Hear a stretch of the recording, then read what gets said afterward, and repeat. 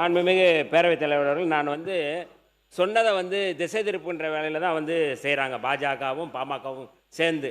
ஏன் இதை நான் சொல்கிறேன் அப்படின்னா, இல்லை நான் அதாவது மக்களவையில் பேசிய மாண்புமிகு உள்துறை அமைச்சர் அந்த மசோதாவில் சொல்லப்படுகின்ற செய்தி அதில் இல்லை. மசோதாவில் சொல்லப்பட்டது வேறு, அவர் பேசியது வேறு அப்படிங்கிற செய்தியை தான் சொல்கிறேன். அதில் நான் ஆதாரமாக ஹிண்டுவில் வந்ததை நான் சொல்கிறேன். நான் அதில் ரொம்ப முக்கியமாக மக்கள் தொகை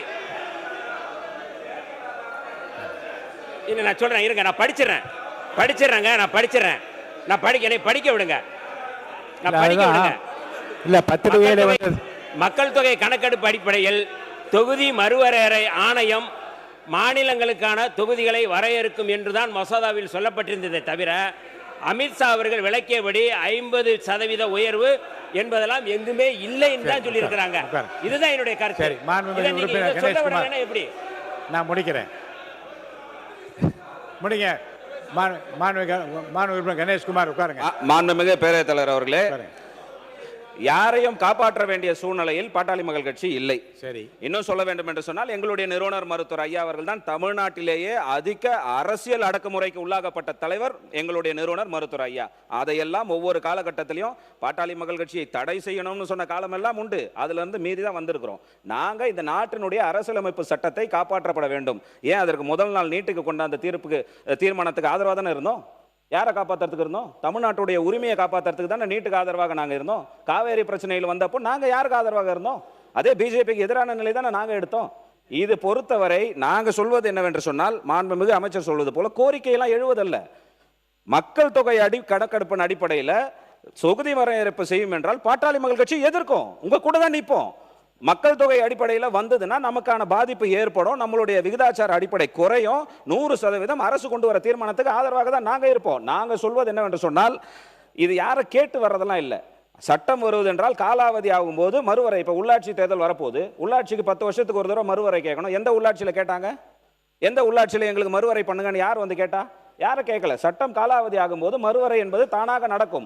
7.18% வரும்பொழுது எந்த பாதிப்பும் இருக்காதுன்னு அவங்களுடைய தலைவர் மரியாதைக்குரிய திருமாவளவன் அவர்கள் அனைத்து கட்சி கூட்டத்தில் சொல்லியிருக்காரு. இப்போ அமித்ஷா சொன்னது வெளியில ஒன்று சொல்றாரு, உள்ள ஒன்று சொல்றாருன்னா, அவர்களுடைய தலைவர் அன்னைக்கு தீர்மானத்தில் எடுத்த நிலைப்பாடு ஒன்று, இங்க சட்டமன்றத்தில் எடுக்கின்ற தீர்மானம் என்பது வேறு.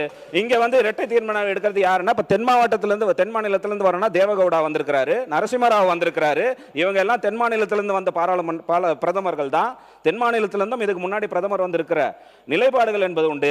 நீங்கள் வேண்டுமானால் உங்கள் கட்சியை காப்பாற்றிக் கொள்வதற்கு நீங்கள் நிலைப்பாடை மாற்றிக்கலாமே தவிர, பாட்டாளி மக்கள் கட்சி என்றைக்கும் எங்கள் நிலைப்பாடை நாங்கள் மாற்றிக் கொள்வதில்லை. அன்னைக்கு தீர்மானத்தில் என்ன நிலைப்பாடு எடுத்தோமோ அதே நிலைப்பாடு தான் இருப்போம். விடுதலை சிறுத்தைகள் வேண்டுமென்றால் உங்கள் அரசியலும் கட்சியும் காப்பாற்றியதுக்கு வேலை நிலைப்பாடு எடுங்க. இந்த பிரச்சனை இந்த போதும் போதும் இல்லை, இந்த பிரச்சனை இல்லை இல்லை இல்லை. தொகுதி மறுவரை பொறுத்த வரைக்கும் ஏற்கனவே அரசின் சால் தீர்மானம் நிறைவேற்றப்பட்டிருக்கிறது. அதில் பல கருத்துக்களை உறுப்பினர் சொல்லியிருக்கின்றீர்கள். எந்தெந்த கட்சி என்னென்ன முடிவு எடுக்கப் போகுது என்பதை நான் காலத்திற்கு விட்டு விடுகிறேன், அப்போது பார்த்து கொள்ளலாம். பத்திரிகையில் இருங்க, ஒன்று படிச்சிடறேன், இருங்க, முக்கியமாக ஒன்று படிச்சிடுறேன். இந்த பத்திரிகை ஆதாரம் கொடுக்குறாங்களா, அதை பற்றி படிச்சிடுறேன். பத்திரிகையிலே பல விஷயங்கள் வருகின்றன.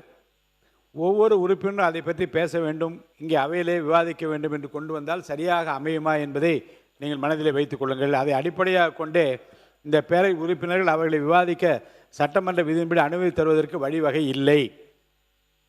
மரபுகளும் அதனை ஆதாரமாக ஏற்க முடியாத நிலையில் இருக்கின்றன என்பதனையும் தெரிவித்து, கடந்த 16 சட்டமன்றங்களிலேயும் இதே முறைதான் பின்பற்றப்பட்டிருக்கிறது.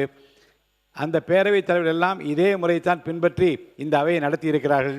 அந்த நடைமுறையே நானும் பின்பற்றி அந்த மரபின்படி பத்திரிகை செய்தியில் ஆதாரமாக வைத்து இங்கு பேசுவது ஏற்க முடியாத நிலை உள்ளதாலும், ஏற்கனவே இந்த தீர்ப்பை உறுதி செய்து மரபு கடைபிடிக்கப்பட்டிருப்பதாலும் இந்த செய்தியை ஆதாரமாக கொண்டு இந்த பிரச்சனையை இங்கே விவாதிக்க இயலாது என்று தீர்ப்பளிக்கிறேன்.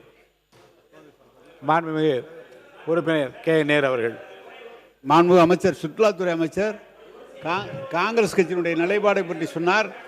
நாடாளுமன்றத்தில் காங்கிரஸ் வேணுகோபால் அவர்கள் தான் 50% உயர்வுக்கு சட்ட ரீதியான அங்கீகாரம் கேட்டு டீலிமிட்டேஷன் பில்லை சேர்க்க கோரினார். உங்களுடைய தலைவர் வேணுகோபால் அவர்கள் தான். உள்துறை அமைச்சரும் டைம் கொடுங்கள், நான் சேர்த்து மசோதாவை தாக்கல் செய்கிறேன் என்று பதில் சொல்லியிருக்கிறார். எனவே உங்களுடைய வேணுகோபால் அவர்கள் தான் கேட்டிருக்கிறார். மாண்பு உறுப்பினர் சொல்லுங்க சொல்லுங்க. மாண்புமிகு பேரவைத் தலைவர் அவர்களே, நாடாளுமன்றத்தில் எங்களுடைய கட்சியினுடைய தலைவர் எழுச்சி தமிழர் தொல்காப்பியன் திருமாவளவன் அவர்கள் என்ன பேசினாரோ அதைத்தான் நான் இங்கே சுட்டி காட்டுகிறேன். பாஜகவினுடைய செயல்பாடுகள் எந்த அளவுக்கு அரசியலமைப்பு சட்டத்துக்கு எதிராக இருக்கிறது. நீங்கள் முத்தலாக் சட்டமாக இருக்கலாம் அல்லது வக்பு வாரிய திருத்த சட்டமாக இருக்கலாம், எந்த சட்டமாக இருந்தாலும் நான் சொல்றேன், அதை எதிர்த்து பேசக்கூடிய இயக்கம் விடுதலை நீங்க வெளியிலே மேடை போட்டு 2 விவாதமாக வைத்துக் கொள்ள சட்டமன்ற அனுமதிக்க இயலாது.